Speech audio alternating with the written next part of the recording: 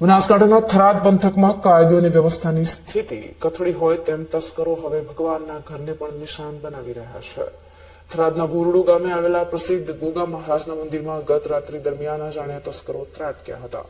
શિયાળાની કડકડતી ઠંડીને કારણે લોકો જ્યારે ઘરમાં ડૂબક્યા હતા ત્યારે તસ્કરોએ આ શાંતિનો લાભ લઈ મંદિરના તાળા તોડ્યા હતા. મંદિરમાં પ્રવેશ કરી તસ્કરોએ સોના ચાંદીના કિંમતી દાગીના સહિત લાખો રૂપિયાની રોકડ રકમ પર હાથ સાફ કર્યો અને અંધારાનો લાભ લઈ ફરાર થઈ ગયા હતા.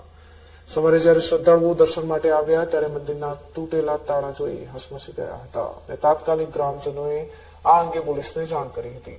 ચોરીની આ સમગ્ર ઘટના મંદિરના સીસીટીવી કેમેરામાં કેદ થઈ ગઈ છે.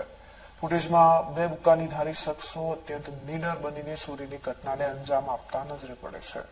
એવું લાગી રહ્યું છે કે સોના ચાંદીના આસમાને પહોંચેલા ભાવોને કારણે હવે તસ્કરોની નજર મંદિરના દાગીના પર ઠરી છે. ભોરડુ ગામમાં થયેલી આ ચોરીને પગલે સમગ્ર પંથકના શ્રદ્ધાળુઓમાં ભારે રોષ અને ભયનો માહોલ જોવા મળી રહ્યો છે. ચોરીની જાણ થતાં જ થરાદ પોલીસની ટીમ ઘટના સ્થળે પહોંચી હતી અને સીસીટીવી ફૂટેજના આધારે તસ્કરોનો પગેરો દબાવવા માટે તપાસના ચક્રો ગતિમાન કર્યા છે. થરાદ પંથકમાં વધતી જતી ચોરીની ઘટનાઓ પોલીસની રાત્રિ પેટ્રોલિંગ વ્યવસ્થા સામે ગંભીર સવાલો ઉભા કરી રહી છે. મંદિરમાં થયેલી આ લાખોની ચોરી માત્ર આર્થિક નુકસાન નથી, પરંતુ લોકોની આસ્થા પર થયેલો પ્રહાર છે.